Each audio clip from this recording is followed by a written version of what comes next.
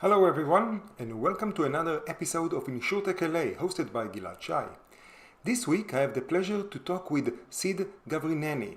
Sidd is the CEO and co-founder of Zeguro, a cybersecurity and cyber insurance company focused on small and mid-sized businesses. Now, Zeguro is based in San Francisco. It is changing the way SMBs approach cybersecurity through its cyber safety solution combining risk assessment, mitigation, and insurance. How are you doing? I'm doing fantastic. Thanks for having me, Gilad. I'm glad to be here, talking as if I'm in Los Angeles, not San Francisco anymore. Yeah, well, nowadays everything is global. So while we are, or to be precise, as you can see, I'm from my home office, like most of the people. Yep. Well, we are broadcasting to everyone, right?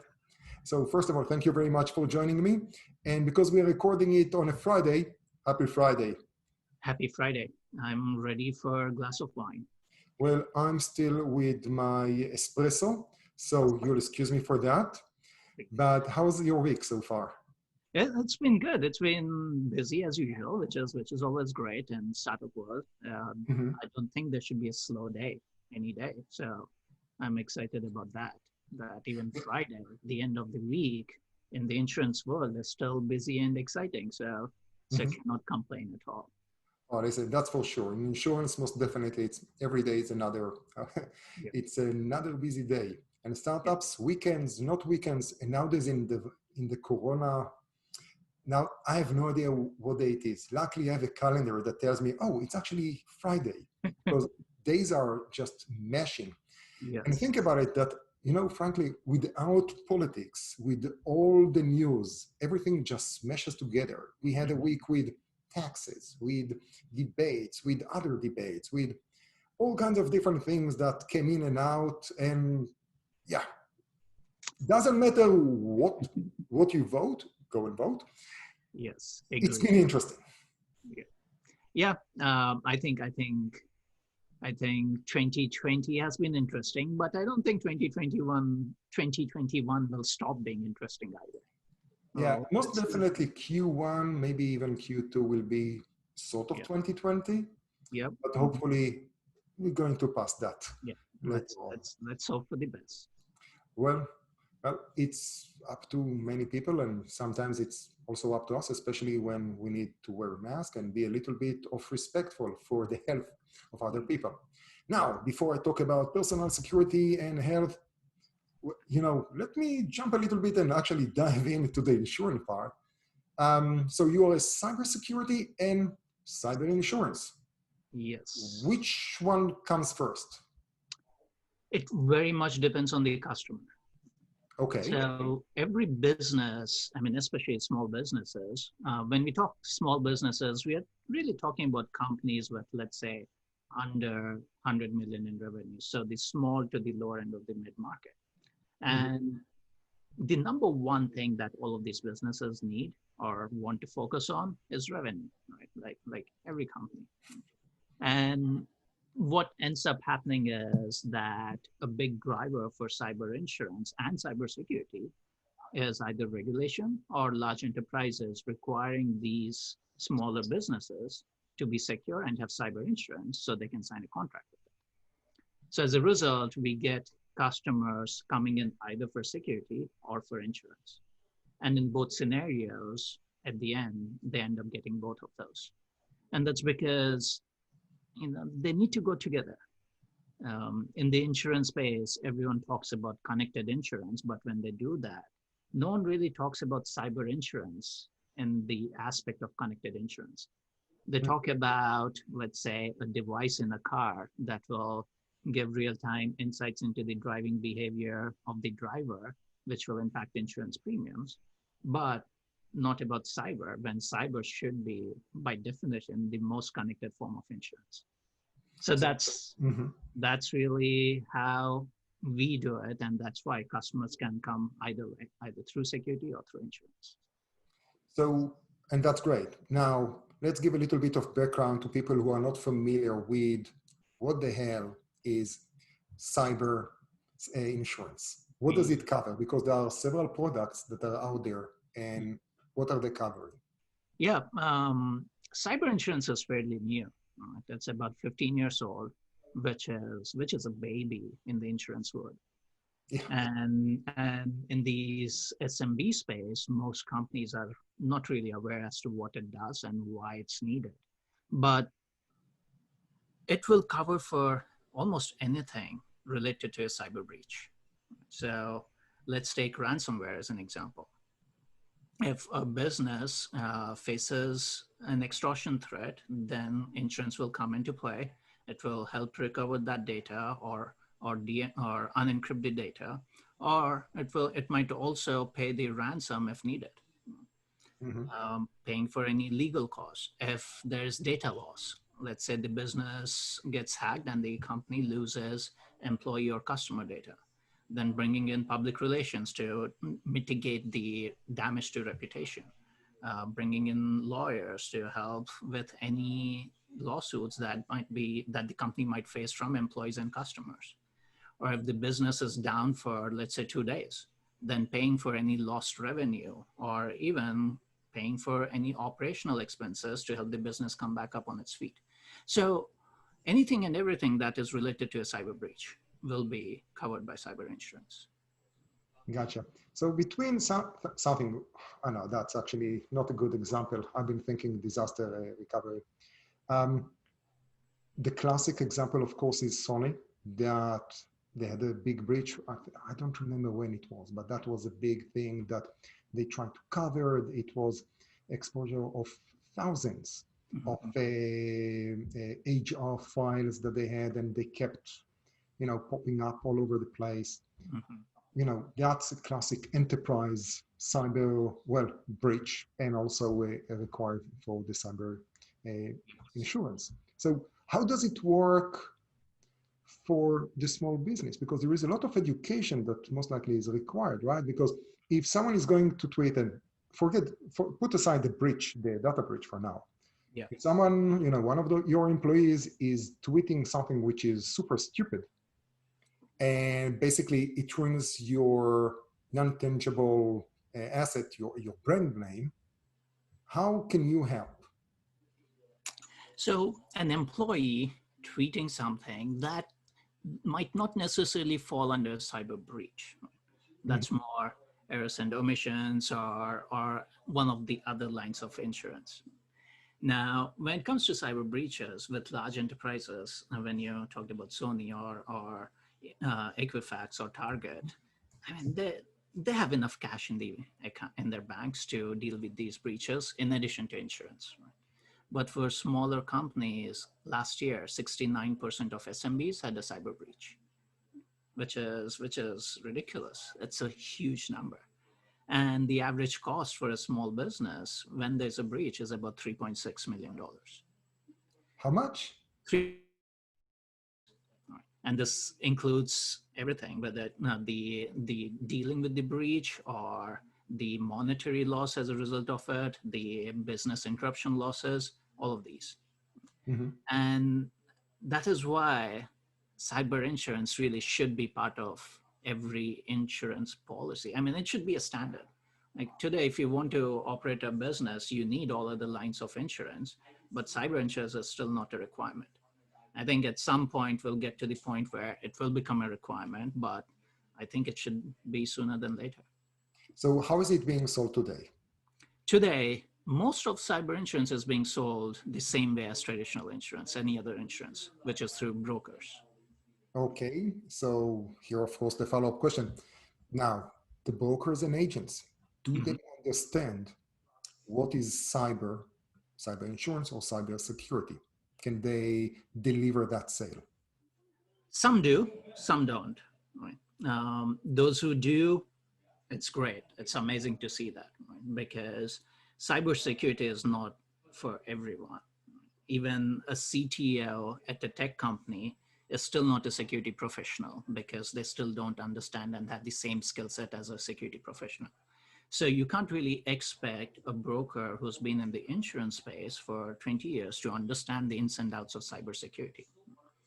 And that's where the goal really has to be about making cyber insurance and cybersecurity just easy and approachable, not just for the brokers, but also for the customers who go through the brokers. Right? That's really how it needs to be done. And again, to answer your question, like some brokers do understand it. They are able to better advise their insureds on what they should get, what limits they need to have, and so on. But most of them still do not know how to approach it. Gotcha. And that's a big gap because when I'm looking today at the agents and the future of the agency, it's to be the advisor. That's their added value. It's not just to go out and to find the next customer, the next policy holder, and maintain some sort of relationship and brand recognition for different carriers. It's actually provide that expert advice because otherwise, everything which is simple to underwrite, you should be doing that online because it's fast, it's Exactly. almost a commodity, and Hmm. that's what we're expecting. Hmm. So this is where, that special advice of understanding this is the coverage that you need, or to be Yes. precise, the coverage that your business needs to Yes. have that 360 security or economic, let's call it safety net. Hmm. That's an interesting, that will require a little bit of education. Agreed. And if we look at some of the recent surveys, most businesses or insurers are looking for a holistic solution from their insurers, right? Yeah. They are asking insurers to also help them with risk management, not just insurance. And it's in the best interest of the insurers as well. The goal is to decrease claims, is to keep loss ratios low. So why not help the insureds with risk management as well?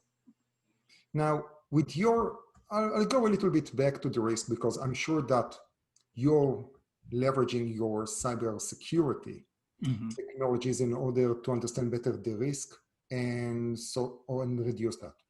What are the different tools that you provide your customers, your policyholders? A few. So our goal here has always been to make cybersecurity approachable because most businesses don't do anything about cybersecurity since they don't know what to do. Mhm. And they don't want to go pay $400 an hour to a security consultant. Um, it's just expensive. So they Now we're just put talking their, about, sorry, I'm sorry to cut you in the middle. So we're please. talking about SMBs. So we talk, what type of customers? Who are your customers? Chain Um, shops. What are we talking about? Yep. So businesses that have some online presence, right? An online presence, or businesses that are using cloud platforms. Mhm. So typical examples would be, all the B2B startups are a great example. But also now it's almost every company. Like some of our customers are in the healthcare space, well, quite a few, whether it is medical offices, dentists, but also B2B companies that are providing services to the medical sector, Yeah. or real estate companies like brokerages Mhm. who have so much financial data or information about their customers.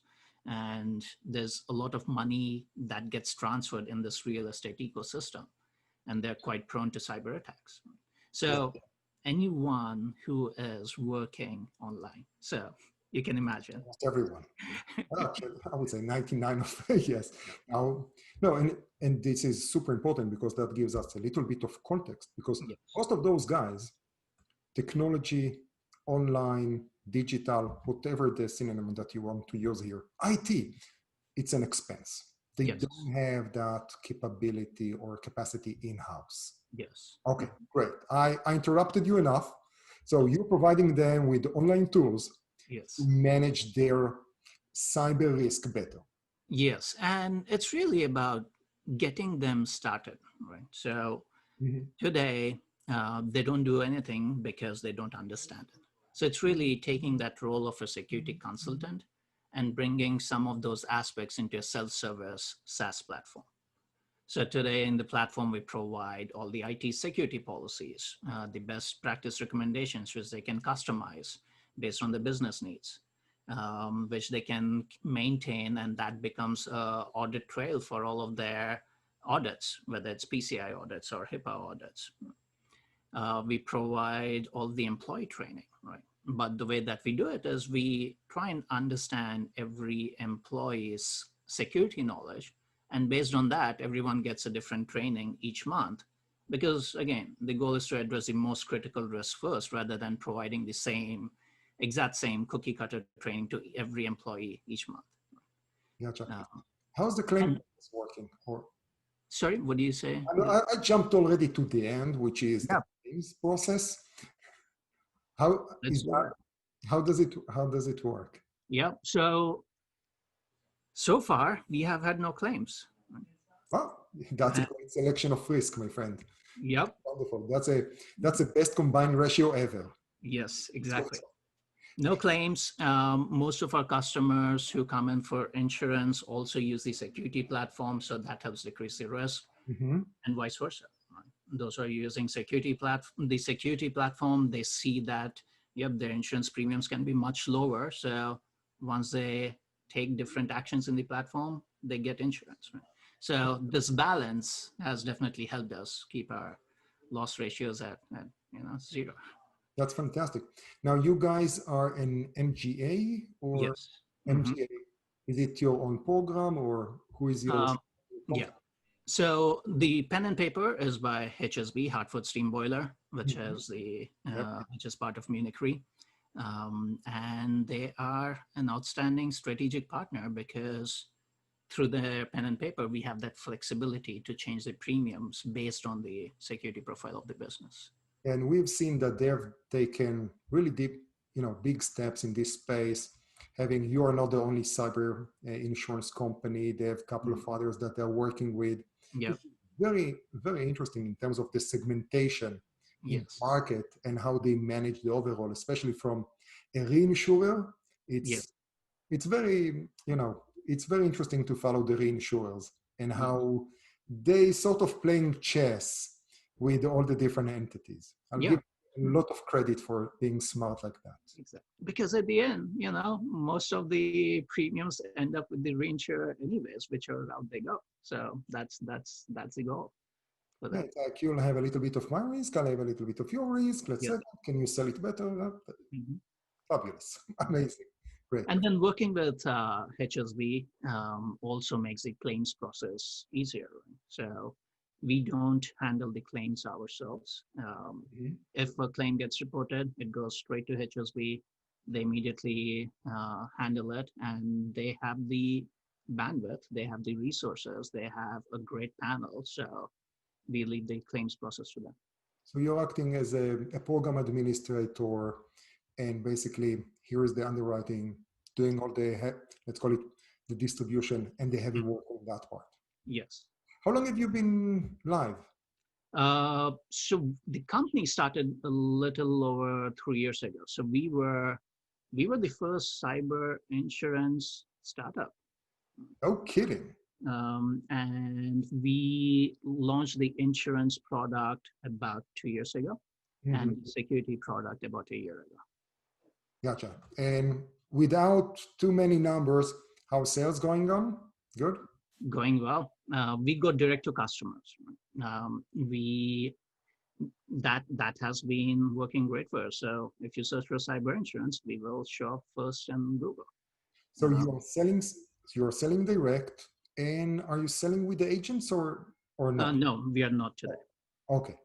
Yeah, that a little bit takes me back to the beginning of the conversation about the agents and brokers and the education and when and where do we actually, offering them, Yes. which is, we can talk about the margins and is there enough space, wiggle room in order to compensate them and to give them the right incentives. But that's a different story. So you've been Mhm.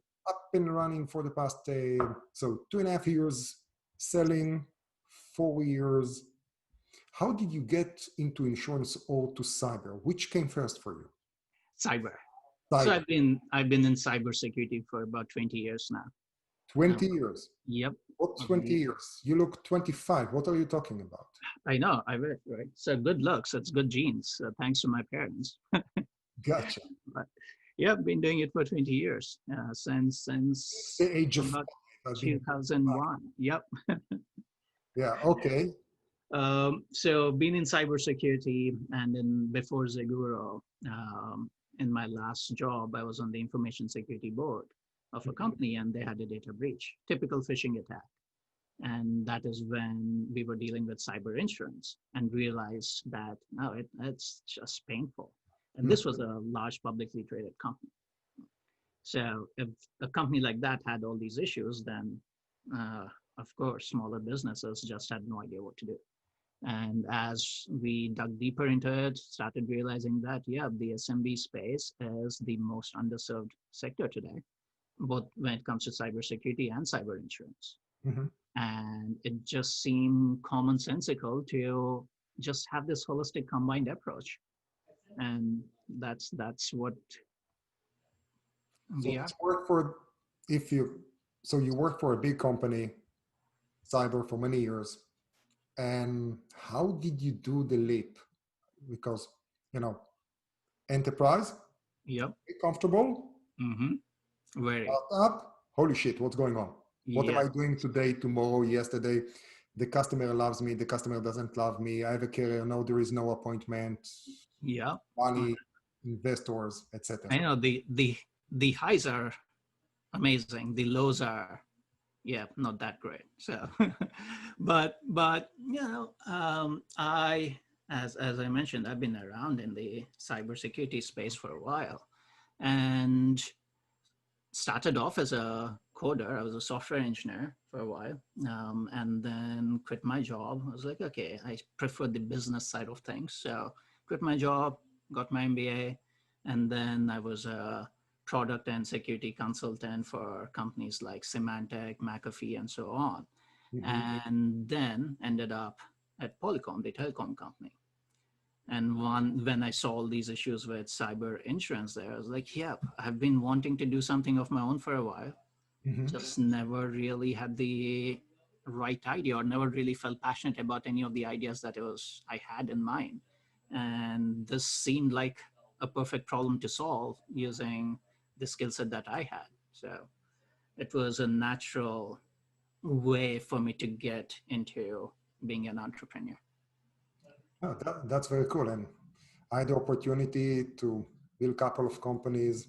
And I think it's very, one of the challenges, you need that first thread of traction. Is it the customer, the team, the investor?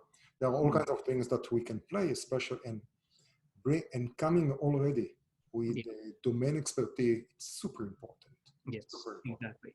And all of those things came together quite well for us. So that's why we are still here and making inroads into our next phase. The team, for example, is an outstanding team. So Abby, who is our head of insurance, well, we call her our queen of insurance. She has been in the insurance industry for about 35 years now, and she is outstanding. Like, we cannot walk on the streets of San Francisco or New York without people in the insurance industry just stopping us on the streets and saying hello to her. That's the kind of power that she brings. And the rest of the team is just outstanding. So that came together really quick, and we are still a very strong team, everyone from day one. So, as you said, a few things need to come together, and that happened with us. And that's amazing. I think that a team is one of the most important things, and especially when you establish your Avengers, in this case, Avengers of security. Yes. And you launch them on a mission of cybersecurity or cyber insurance in this point. Yeah. It can be only the limit, right? Yes. Oh, that's great. Right. So what's next? Ooh, what's next? Well, 2020 is almost at an end. Did you hit your Q4 goals already? Yep, we are on a good path. I won't reveal a few things, but you might see some press releases coming up next week. So that's exciting. We're looking forward to that. We can hold on this and record after you do them, but most likely we'll do it before, then we'll just cover right after. Exactly. So excited about a few things that are coming through this quarter, and then that only means that 2021 will be amazing for us. Mm-hmm. Anything? Well, okay, we will just need to wait and see, right? Yes. Yep. Not that I'm trying to get a little anything else from you on that part, something that will give us, okay, you launched, now what? Like, Yep. It's not. I mean, we already launched, right? So, but it's really about a key partnership that we'll be announcing next week. because that will be very interesting to see. You have a niche product, which is still a huge niche. It's still a blue ocean. Everything in insurance, we say, oh, it's a small niche, but that small niche is of Yes, 5 billion today with yes, a TAM that can increase up to 50 billion at least. yes, I have no idea how COVID, which most definitely impacted SMBs and as a result, most likely impact you and other line of business.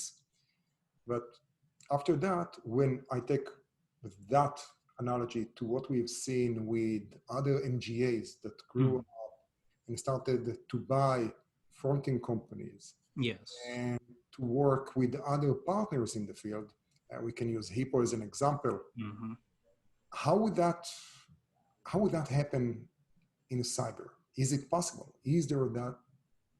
Definitely, I think so, because cyber, even today, it's growing at 27% year over year, Mm-hmm. which is outstanding. And the adoption in the SMB space is still very low. So it's still a minefield there.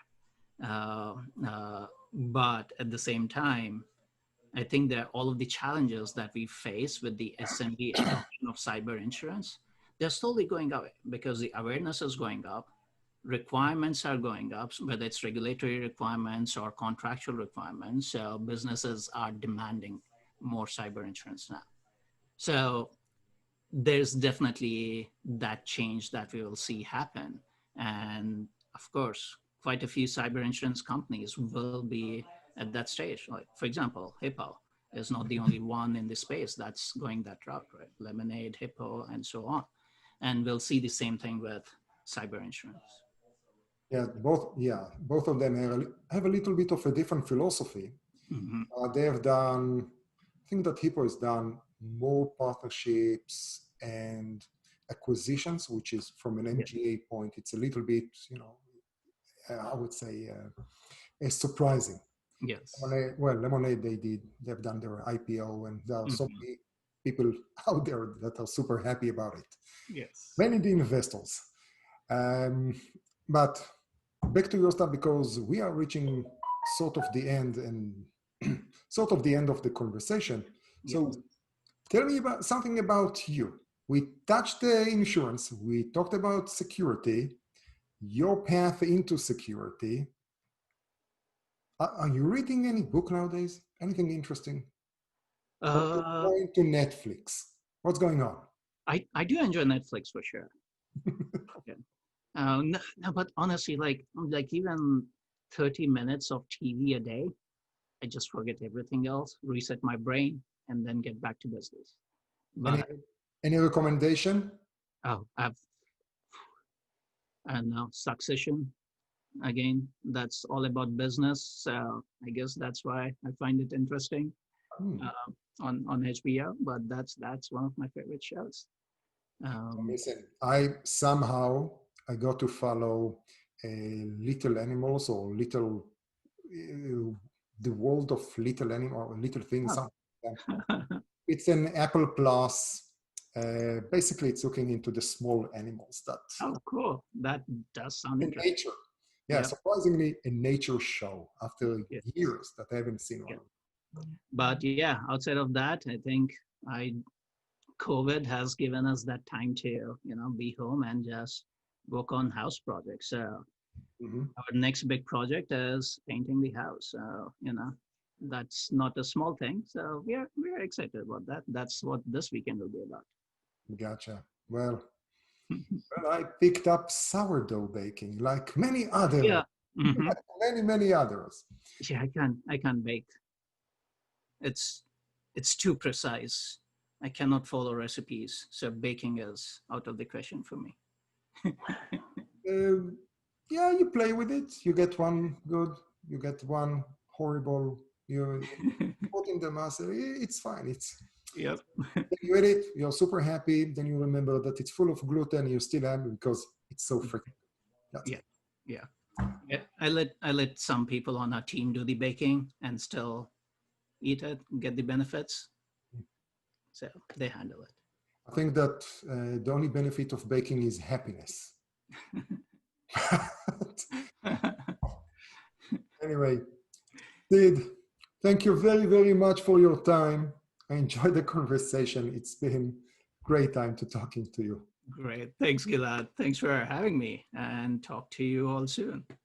My pleasure. Bye-bye. And